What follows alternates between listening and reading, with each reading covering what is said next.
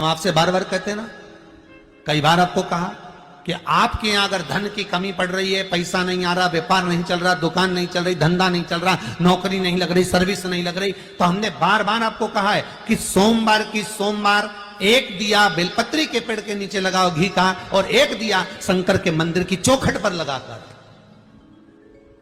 बार बार आपको कहा लगाओ, एक दो सोमवार लगाकर तो देखो व्यापार चलता कि नहीं चलता। उस पर विश्वास रखकर लगाओगे, सुख मिलेगा, आनंद की अनुभूति होगी। एक ही वार मेरे पास में है, वो सोमवार भी तुझे देता हूं। लक्ष्मी ने कहा प्रभु आपने सोमवार मुझे दिया है, मैं इस बेलपत्री के वृक्ष के नीचे महादेव आपको वचन देकर जाती हूं, जो सोमवार के दिन शिव मंदिर में भूल से भी एक लोटा जल चढ़ा देगा, मैं महालक्ष्मी कहलाती हूं। लक्ष्मी और महालक्ष्मी में अंतर है। लक्ष्मी घर में आती है वापिस चली जाती है, पर महालक्ष्मी जिसके घर में आती है वो जिंदगी भर के लिए नहीं जाती।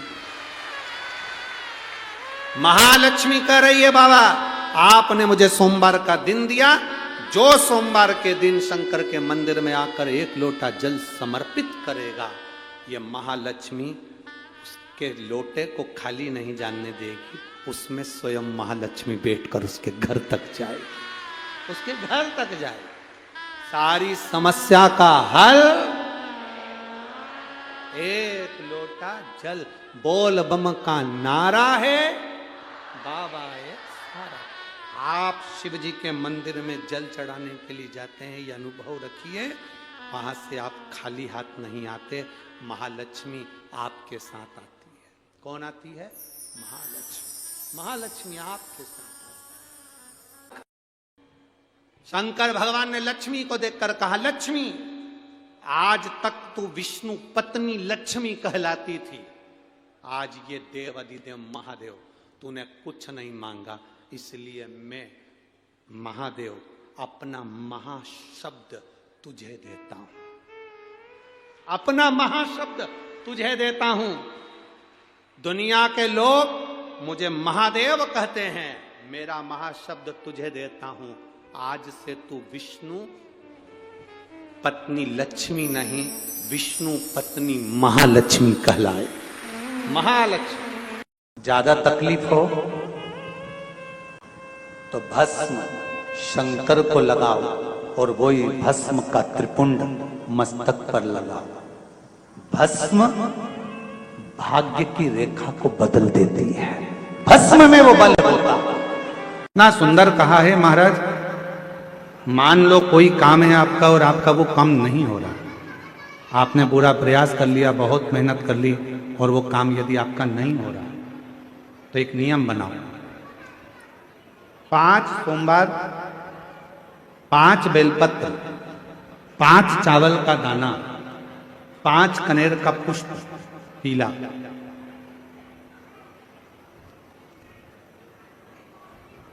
शिव जी के मंदिर में लेकर जाइए।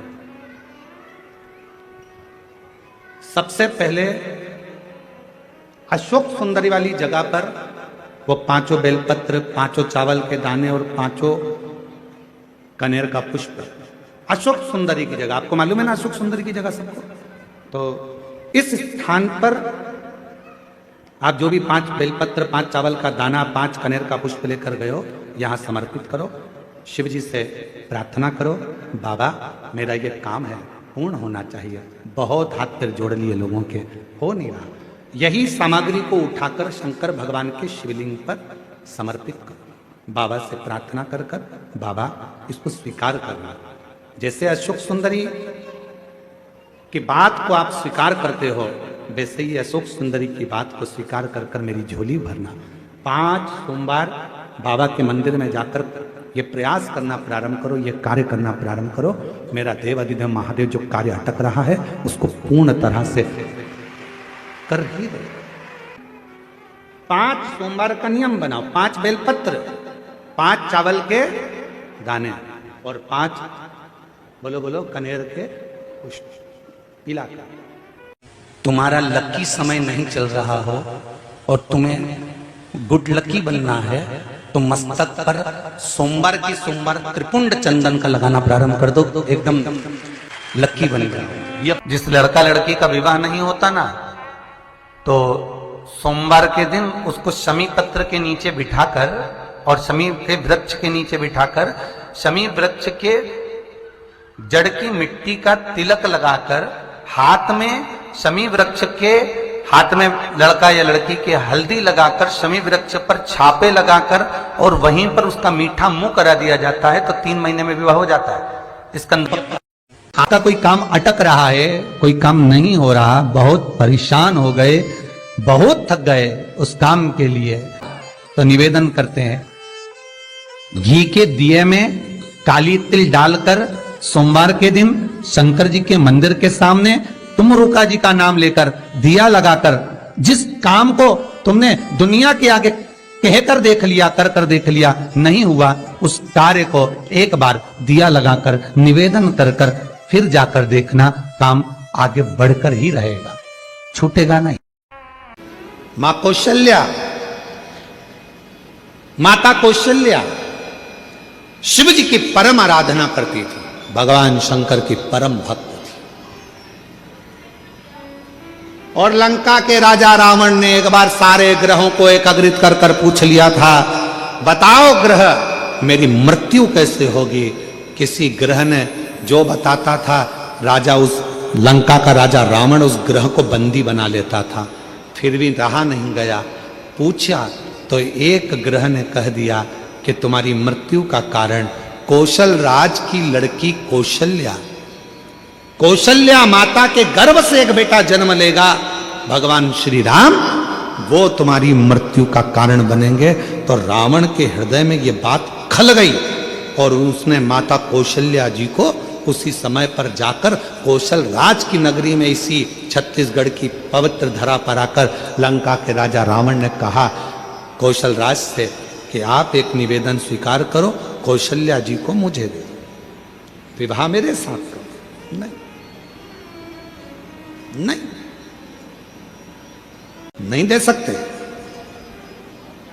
कौशल राज ने मना कर दिया, मेरी बेटी शिव को मानती है, मेरी बेटी सुंदर है, अगर मेरी बेटी चाहे तो आपसे विवाह करे, मेरी बेटी आती होगी, आप उससे पूछ लो।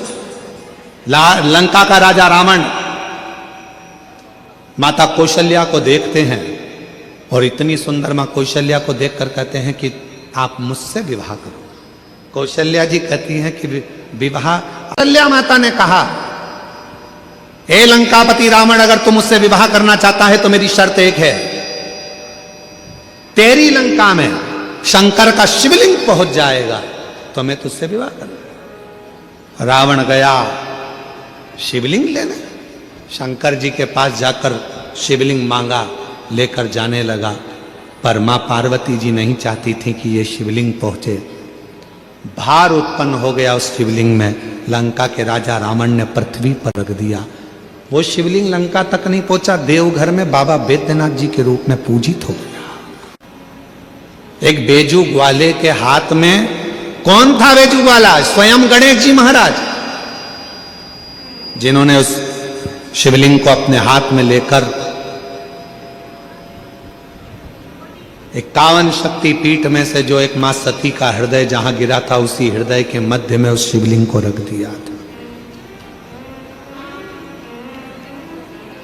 रावण को लगा कि कौशल्या जी के पुत्र के कारण मेरे प्राण छूटेंगे, तो एक काम करता हूं, इस कौशल्या जी को हरण कर छुपा कर पेटी में बंद कर समुद्र में डाल देता हूं। और एक मछली के मुख में वो पेटी रख दी थी। वो मछली की लड़ाई एक बड़े मछुए से हुई, मुख खुला मछली का, पेटी गिर गई, एक टापू पर चली गई। वहीं से दशरथ जी निकल कर जा रहे थे, बंद पेटी को देखा तो खोला, उसमें कौशल्या जी थी। पूछा तुम कैसे आई? सारी कथा सुना दी। वापिस कौशल राज के पास में माता कौशल्या जी को भेजा गया और राजा कौशल राज ने दशरथ जी के साथ कौशल्या जी का विवाह पक्का कर दिया और उनके घर में राम जी का प्रागट।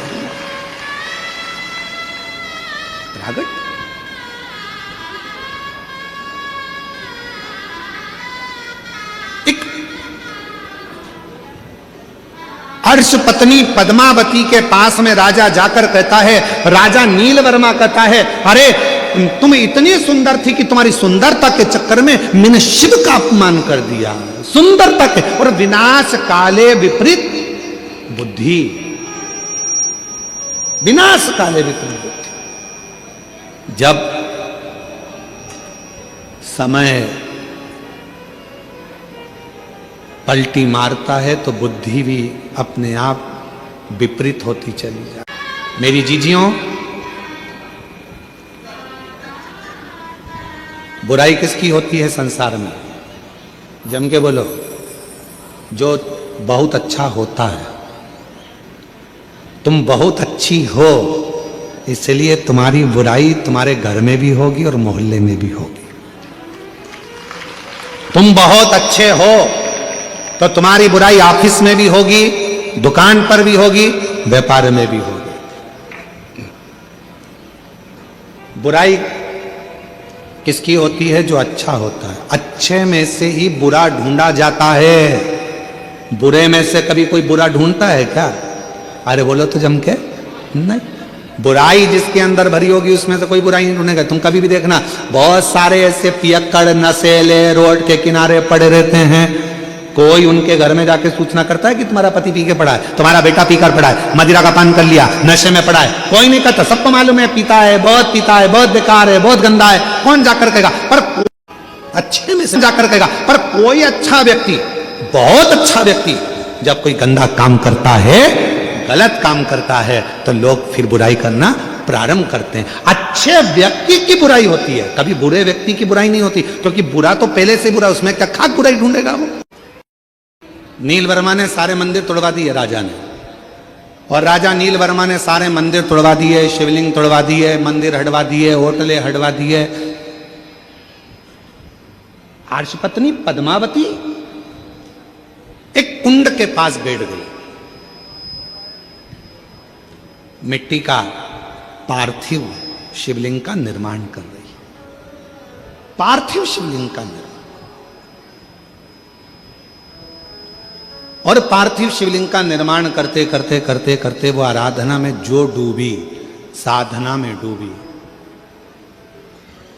जो साधना में डूब गई, इतने में आ गया राजा नीलवर्मा। जैसे ही राजा नीलवर्मा आए, उन्होंने देखा कि ये पद्मावती तो वापिस शिव की आराधना में लग गई। अब शिवलिंग नहीं है, शिव प्रतिमा नहीं है, मंदिर नहीं है, होटलें नहीं है, शंकर का कहीं शिवलिंग नहीं है, तो इसने तो पार्थिव लिंग का निर्माण करना प्रारंभ कर दिया। पार्थिव लिंग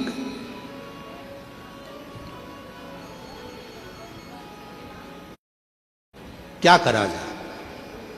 क्रोध आ गया राजा को, और राजा ने उसी समय पर गुस्से में आकर अपने पांव के अंगुष्ठ भाग को तोड़ने के लिए लगाने ही वाला था। इतनी देर में पद्मावती तो भक्ति में डूबी थी, शंकर के भजन में डूबी थी, और उस कुंड में से एक मछली कूद कर बाहर आई, और उस मछली ने राजा नीलवर्मा को खींचकर पानी में लेकर चली गई। पानी में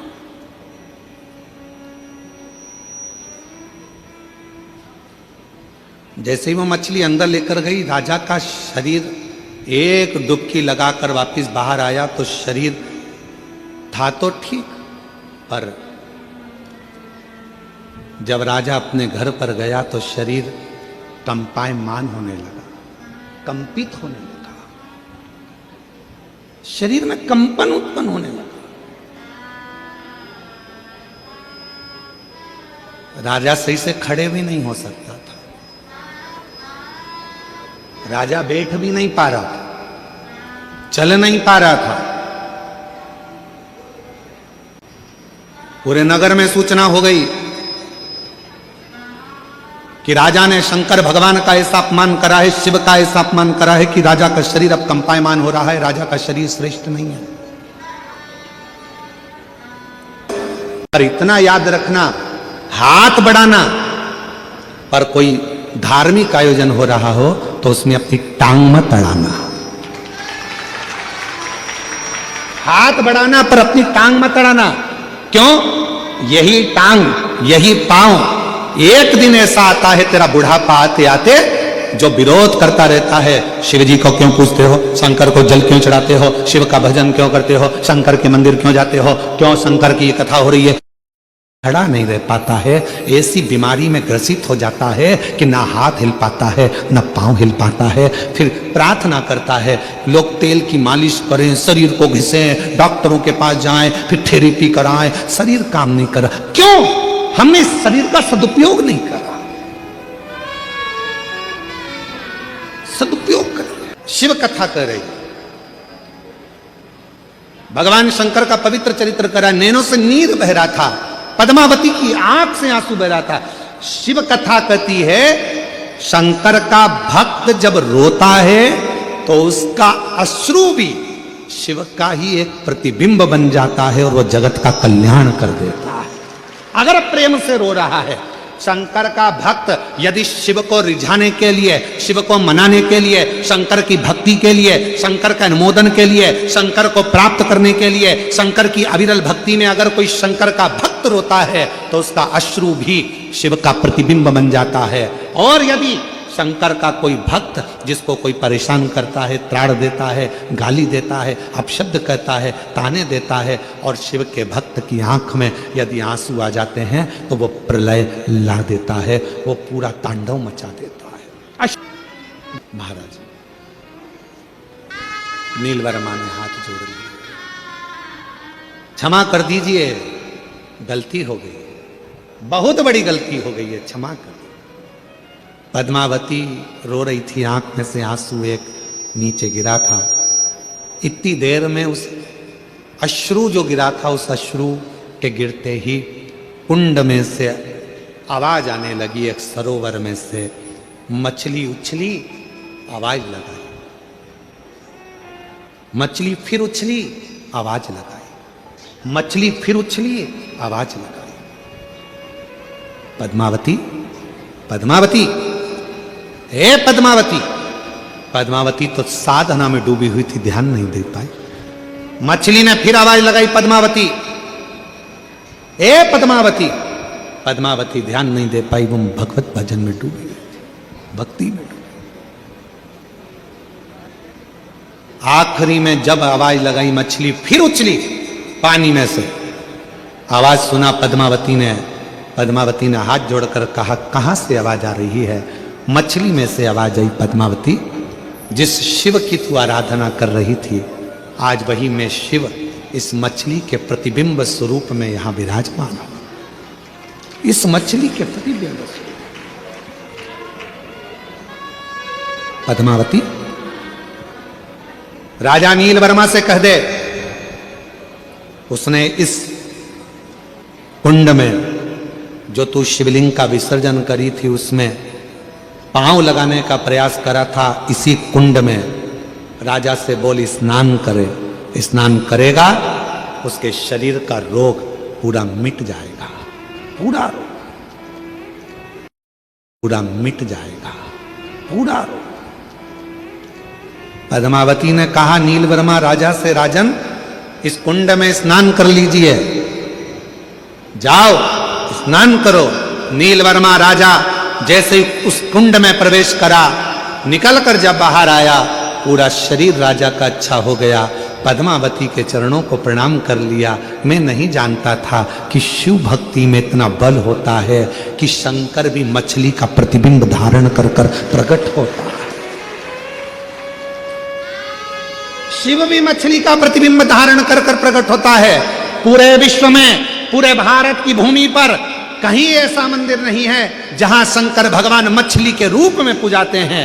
तमिलनाडु में, दक्षिण में आज भी शंकर का एक ऐसा मंदिर है जहां शंकर के शिवलिंग की जगह पर एक मछली की मूर्ति रखाती है और जिसको पूरे लोग शिव मानकर पूजन करते हैं। जहां वो कुंड विराजमान है, जिस कुंड में स्नान करने के बाद काया का रोग समाप्त हो जाता है।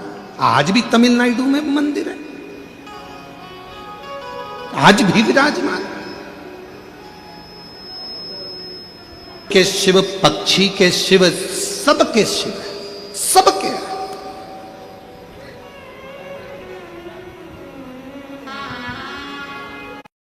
एक है शिव, एक है शंकर, एक है भोला। 3 नाम हैं, तीनों को समझ लीजिए। शिव का मतलब है जो तुम्हारी श्वासों में रमण कर रहा है, जो संसार का पालन करता, संहार करता, सब कुछ वही है, वो शिव है। दूसरा नंबर है शंकर, जो जिसमें प्राण भी नहीं है, मिट्टी, जमीन, पत्थर, सब जिसमें भी प्राण नहीं है, वो भी शंकर का प्रतिबिंब है। कंकर शंकर माना जाता है। कंकर। भोला अर्थात जिस पशु में, पक्षी में, जलचर में, थलचर में, वायुचर में, अग्निचर में, सब जीवों में जो सदा विराजमान है, वो भोला है, वो शिव है, वो भोला। भी होते हैं जो भगवंत भजन में डूबे रहते हैं, सत्संग में डूबे रहते हैं, कथा में डूबे रहते हैं, संकीर्तन में डूबे रहते हैं, अच्छा काम करते हैं, मंत्र जाप करते हैं, तीर्थ जाते हैं, अच्छा भजन करते हैं, यज्ञ करते हैं, अनुष्ठान करते हैं, अभिषेक करते हैं, पूजन करते हैं। उसके बाद भी शरीर में रोग आ जाता है, उसके बाद भी शरीर कष्ट में हो जाता है, उसके बाद भी हाथ पैर कड़क हो जाते हैं, उसके बाद भी शरीर नहीं चल पाता है। तो कई लोगों ने पूछा कि ये तो अच्छा भजन करने वाला था, स्मरण करने वाला था, कीर्तन करने वाला था, तीर्थ करने वाला था, इसके साथ में ये प्रॉब्लम कैसे खड़ी हो गई? उसका कारण केवल इतना सा है, हमारे पूर्व जन्म का कोई पुराना कर्म रह गया था, वो कर्म आज हमको भोगना पड़ रहा है, उसको काटना है। उसको एक लोटा जल चढ़ाकर बेलपत्री को शंकर जी से मांग कर कि बाबा ये तुम्हारी चढ़ी हुई बेलपत्र है, मैंने सुना है आप पर चढ़ी हुई वस्तु औषधि हो जाती है, मेरे स्वास्थ्य ठीक नहीं है, शरीर में गांठ पड़ गई है, शरीर में ये दुख है, घुटने में तकलीफ है, आप अपनी एक बेलपत्र औषधि बनाकर दे दीजिए, शिव जी से मांग कर लाओ, उसको प्रेम से खाओ, बाबा चाहेगा तो अमृत कर कर तुम्हारी जिंदगी को संभाल।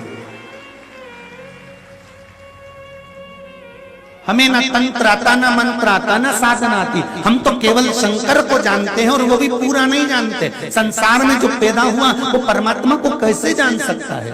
बेलपत्री शिव जी को क्यों चढ़ाई जाती है? जम के बोलो जरा।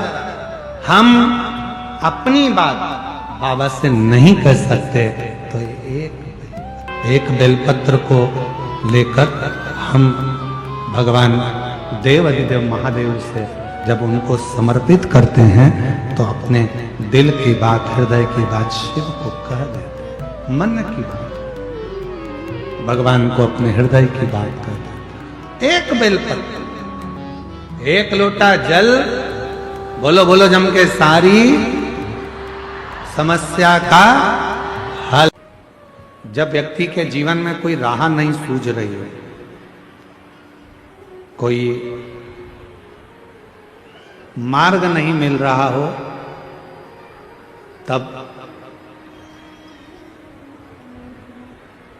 ये शिवलिंग है, जरा समझिएगा।